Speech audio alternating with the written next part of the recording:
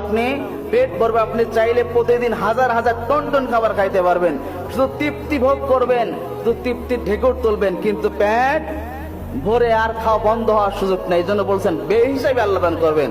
মানে এত পরিমাণ তার জন্য আপনার দিন রাত 24 ঘন্টা কোটি কোটি বছর খাইলেও ফুরাবে না। সুবহানাল্লাহ, কোটি কোটি বছর খাইলেও ফুরাবে। এখন বলেন, যারা বুদ্ধিমান মানুষ, যাদের মধ্যে ন্যূনতম বোধ শক্তি আছে, এরা ওইটার আশা করবে না দুনিয়ায় ন্যূনতম সামান্যতম লোভ লালসা আশা করে? বলেন কোনটার আশা করবে?